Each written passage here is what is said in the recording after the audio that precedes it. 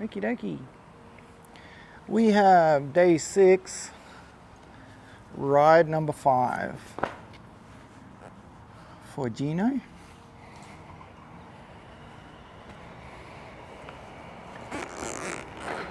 And we have another change of venue. You might be able to see or hear the train in the background.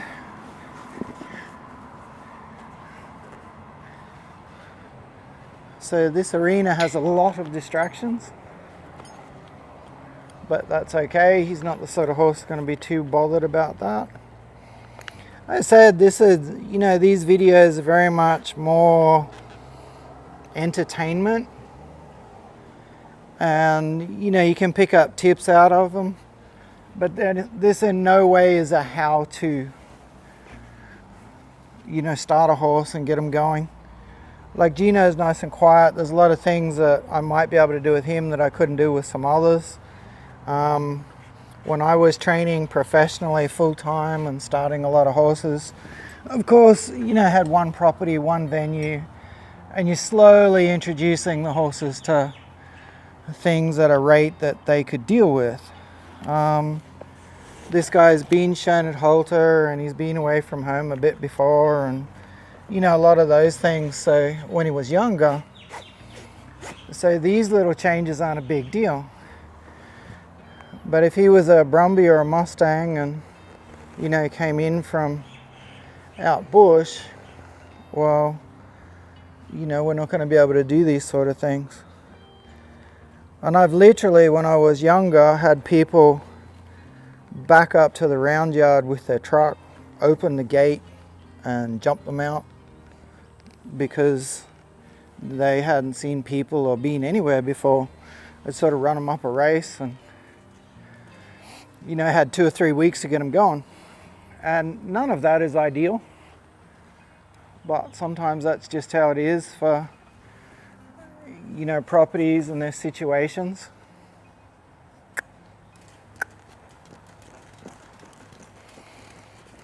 I think you should give your horse a bit of ground handling when they're younger.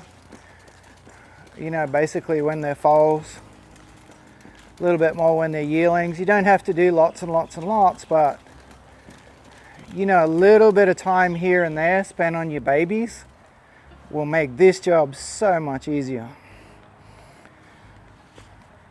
And you can handle them, an immense amount when they're younger. But you must make sure you do it correctly, keep the discipline levels up, all that kind of stuff.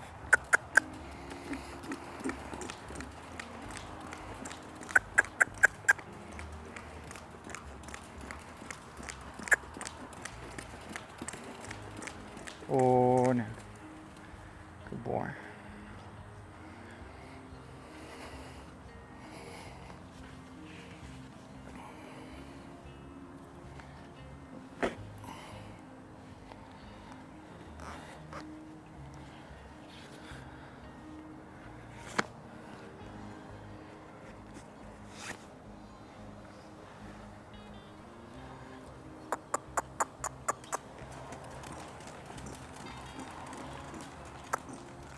So there's a few stages we've been able to skim ahead pretty quick.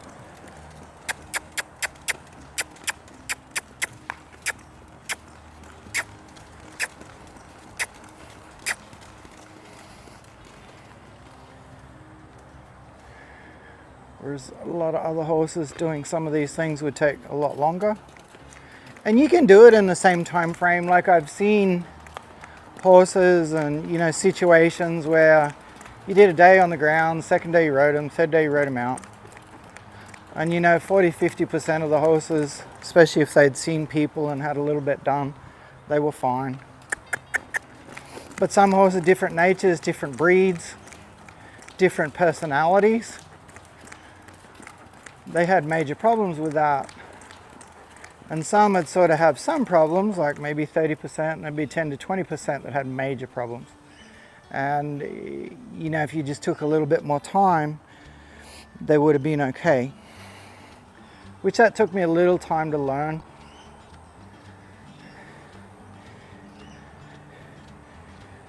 About time frames and horses. you know, and there's a commercial reality to it. You know, big properties don't always have heaps of time to dedicate to their horses. Obviously, people who raise and breed horses, they're going to spend as much time as it takes to make that horse as good as they think they can possibly get it, because that's in their best interest to do so. And in regards to breeds and disciplines and etc. and different backgrounds of horses, I've started horses from donkeys to be ridden and put into harness, through to warm bloods, Clydesdales, Percherons. I think I did do a gypsy cob at one point. So I have dealt with a lot of different breeds, although predominantly quarter horses and paints. I have dealt with a lot of different ones.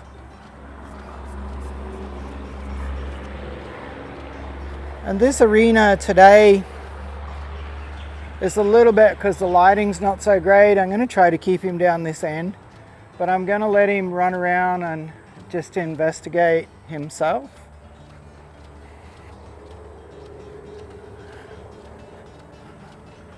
Although, fun fact, I've let him go and there's a gate open, so better scoot down there and shut that first.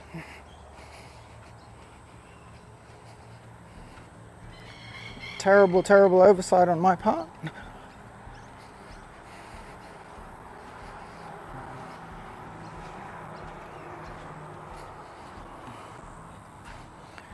But another thing, if you watch a little bit of my content and videos, I never put myself up as perfect. And I sure as hell don't have all the answers. And I don't pretend to have all the answers.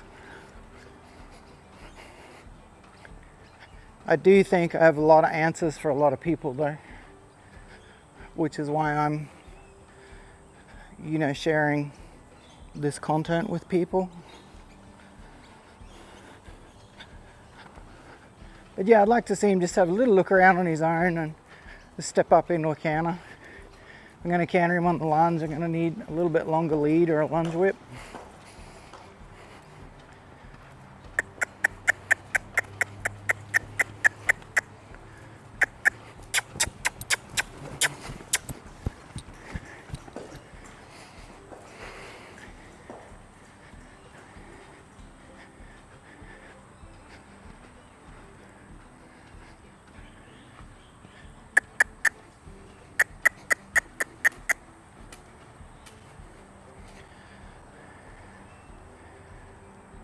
Come on.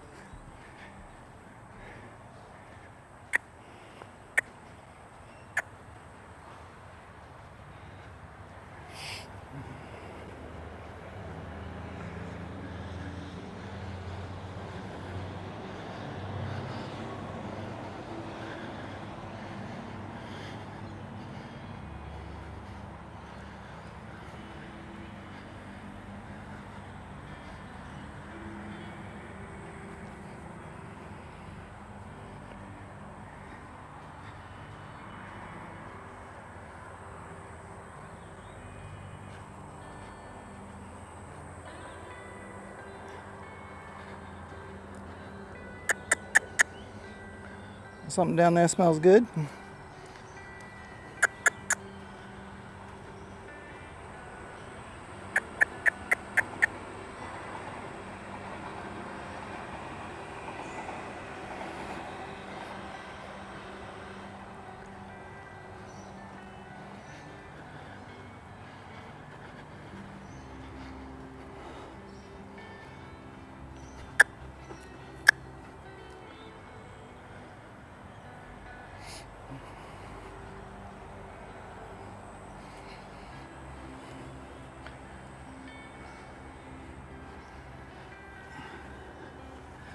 So we already know in the past we could fiddle around and get him to follow us down, but it's going to take a little while. And every now and again I get to a point where I'm trying to have shorter days that are easier. You know, he's obviously had a few long days at the start, and then I get to a point that I'm looking for those shorter days where it's really pleasant and pretty easy going physically and mentally.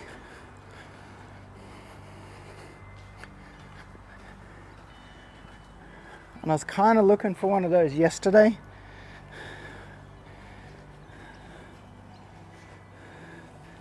But he made it a bit more hard work than I wanted it to be, so I might jump on him when he's a little fresher today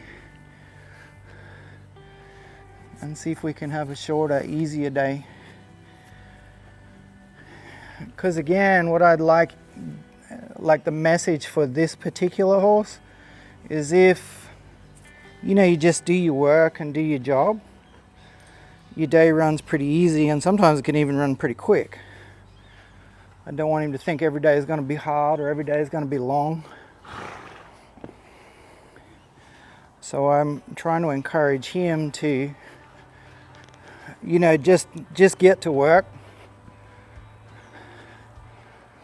And if you just get to work, your day will be over a little quicker and easier.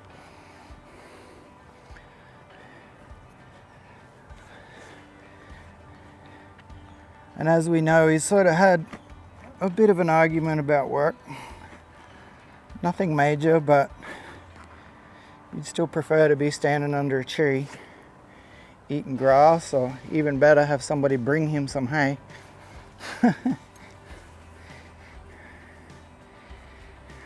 Which is totally fine. But occasionally we got to work for those privileges.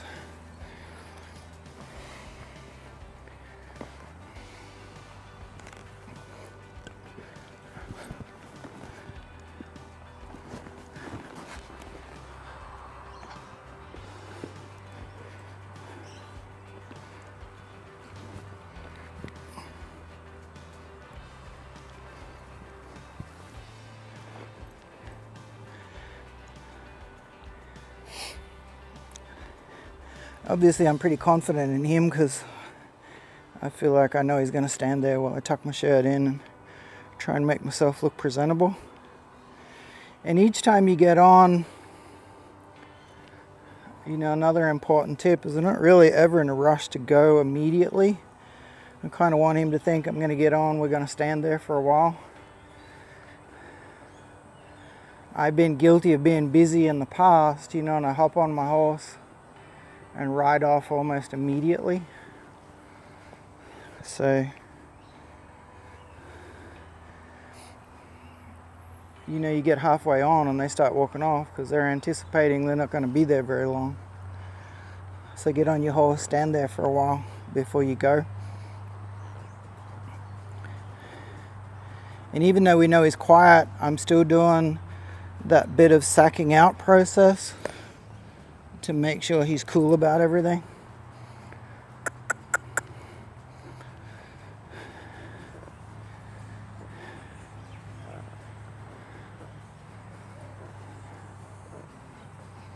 So he might be a little fresher today. He might go forward more. He might decide to play more. I'm not sure. At this point, I'm going with play.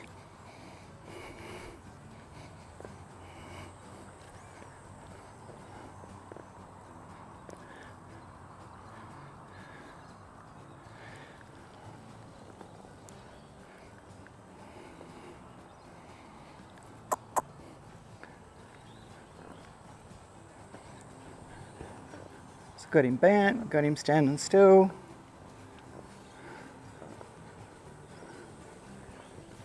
Made that comfortable. Waited for him to stop moving. G'day, thank you so much for watching. If you could like, share, subscribe, turn on the notifications bell, that would be awesome. Thank you. Cheers.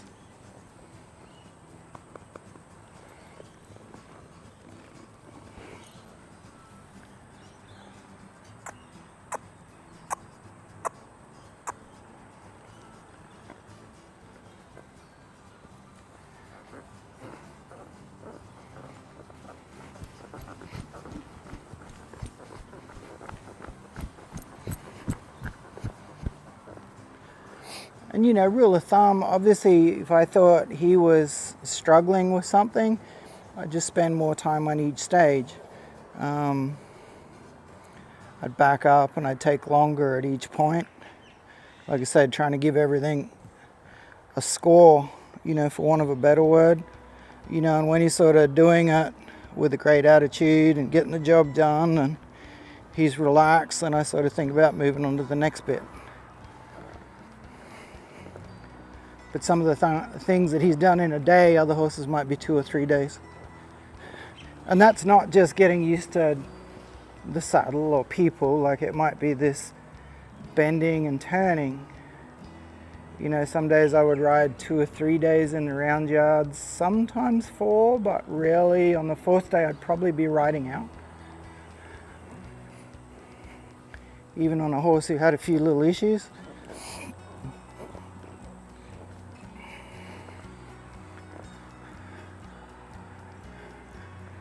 So because of the lighting and the fact that we're doing a video, I am going to try and hover down this end a bit if I can. Whereas normally if we weren't trying to video things, I'd probably just let him use this whole area.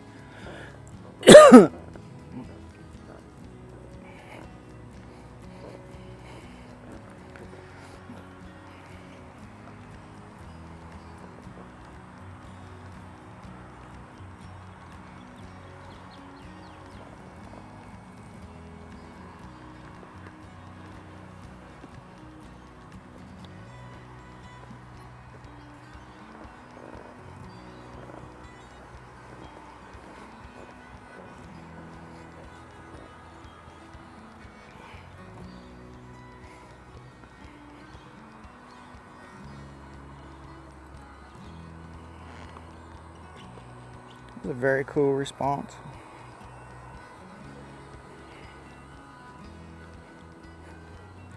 So if you're just picking up watching this video and you're wondering what's going on, probably need to reference back to some videos from beforehand.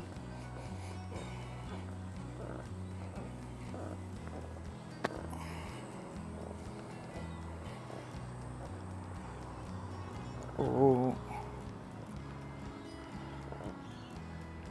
So though we're unlikely to throw a rope around his neck and pull on it, I am teaching him about seat position, leg position when I back up.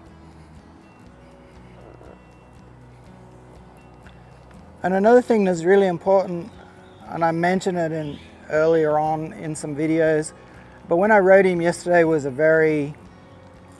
like the last time he was rode, which wasn't yesterday because he's had a day off. You'll always have arguments with a young horse where you could long rein him and do this and do that, but you're always going to have arguments where he wants to go to his friend or he wants to go to the stables and you're saying, no, you got to stay over here. And he's like, yeah, but I want to be over there. Like, that discussion's always going to happen. And, you know, you end up having to pull him around a bit. Now, if I've already bitted him up and long reined him, I'm in his mouth. So the great part here is I get past those discussions where he kind of gets to the point. A lot of train noise in the background. I don't think the microphone will pick that up, but anyway. He does get to that point where he just accepts that I'm making the decisions and he's kind of got to go where he's asked. And, you know, I've usually got him listening to my leg and a few other things. There will be a point that we'll probably put spurs on when he understands to move off leg. But anyway, I'm getting to that point where he's accepting of being asked to do things. And at that point, I still haven't touched his mouth. And by the time I go and put a bit on him, you know, like his mouth's preserved and he's happy to go where he's told. So there's a lot less pulling in the bridle, which I really like. Anyway, let's get back to moving around again. And that doesn't mean, I'm not saying for 1 second that you can't long rein your horse, put it in a bridle early and not create a horse with a soft mouth. I just found overall I prefer doing it this way. And I think overall I just more chance of me producing a softer horse.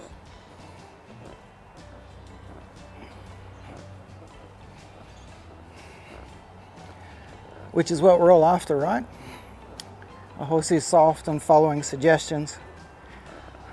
Not a horse who's being pulled on and told what to do the whole time. And if you're really ambitious, you're trying to get that at a very high level and a very high level of maneuvers. So we've done some second out, a little bit of steering.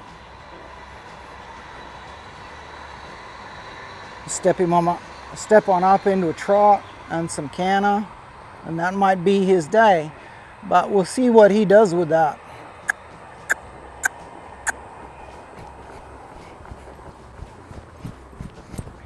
Because he hasn't cantered himself freely.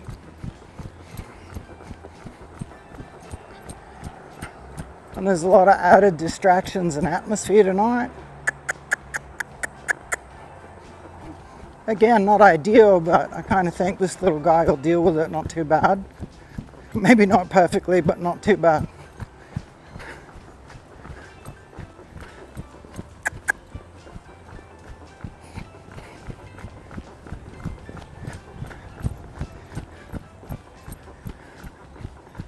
So another point about riding with one lead and riding in a halter.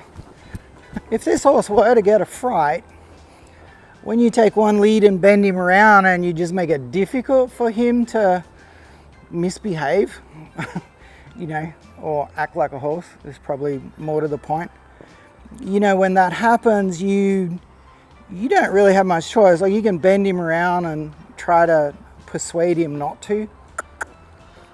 But when you've got a bit and you've got two reins, we've all got a tendency to go, straight away and grab him and pull him around and pull on his mouth and say, no, don't do that.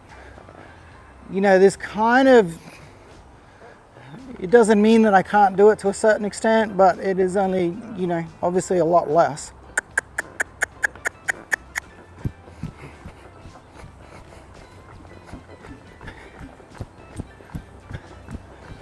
And back when I started on this little journey of mine, like, we weren't allowed to use a halter even. We're just hopping on in the round yard, and we had to take the halter off.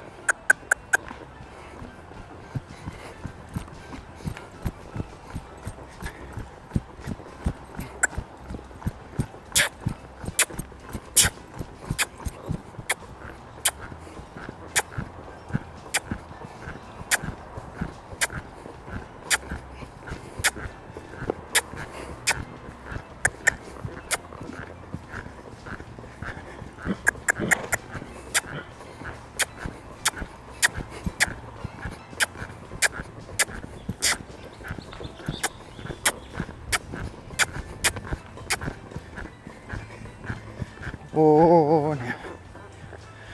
Good boy. So I talked a little bit at the start about I'd like him to have like an easy mental and physical day to day. And I would have been happy for him to do that 2 days ago too. But he wasn't quite ready.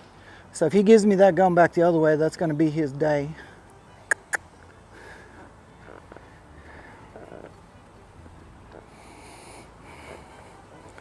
Because again, if he works without any real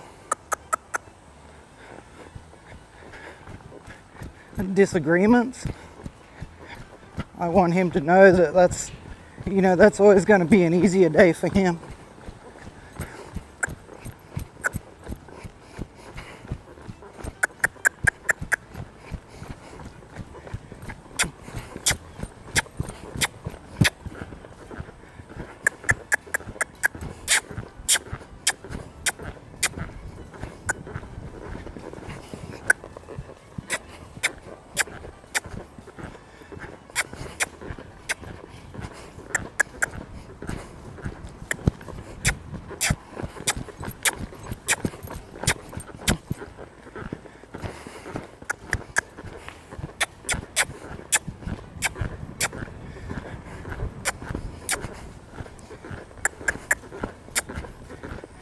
Oh, no.